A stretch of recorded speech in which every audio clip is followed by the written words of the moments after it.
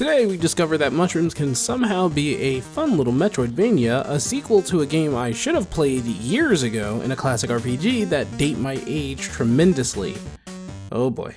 Indie games deserve attention as well, which is the reason why I made this series, to spotlight and discover the games I think deserve attention. Once again, we are here looking at indie games in short spurts, looking at the resources we have available. Welcome everyone to Indie Watch.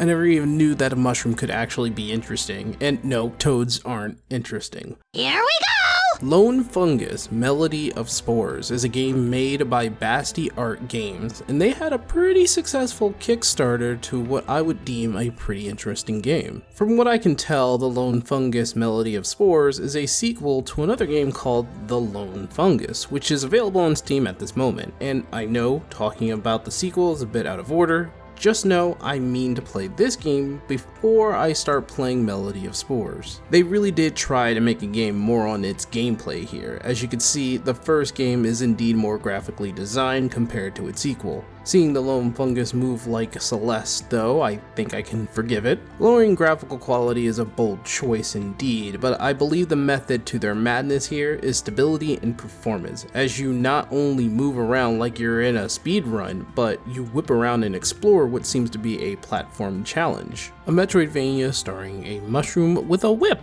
Never thought I'd see the day. On that note, I do look forward to this.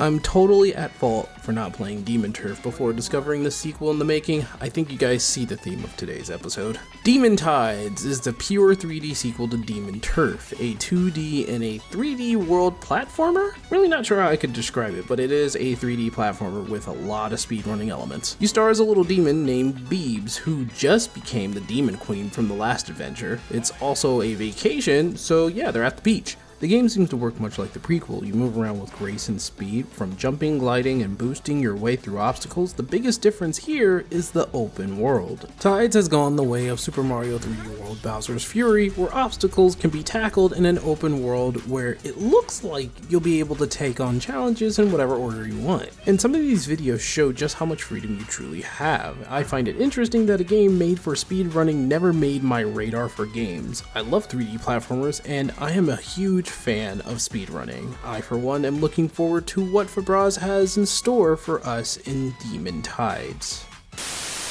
Oh, and just so that everybody knows, I am currently playing Demon Turf at this moment in time just to get a feel of the game. I will probably record everything that I do just so that I can make a review on it later. Not really too sure if it's going to end up on the channel as a review because it is Demon Turf and it's been out for a while now, but who knows?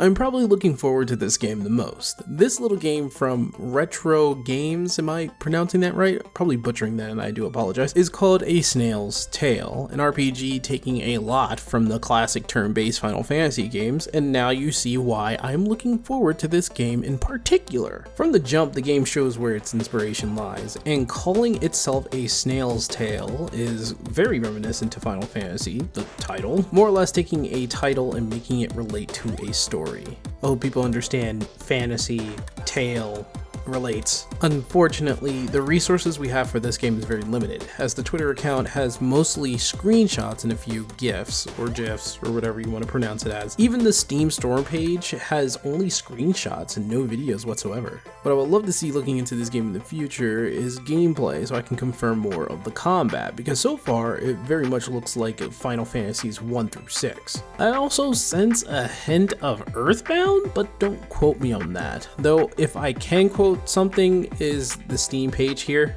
It's called A Snail's Tale. That might lead you to believe that the snail is the main character, but nay, friend. The player takes control of Samson Spligglebarb, I'm not making that up, the noble descendant of a famed historian who is eager to make his own mark on the world. Samson travels to the Halite Kingdom to enter King Philip's challenge, competing against other adventurers for a chance to be a Halite warrior. The king reveals that he is eternally pursued by an immortal snail who will never rest until he is destroyed. Which I think, depending on where the snail is, might take a long time for it to reach the king. And so begins the quest of Samson and his intrepid companions, the Halite warriors, to gather the 3 crystals of power and stop the snail before he catches the king. No matter how long it takes. They certainly did miss out on a lot of snail jokes here. That aside, I do look forward to this game.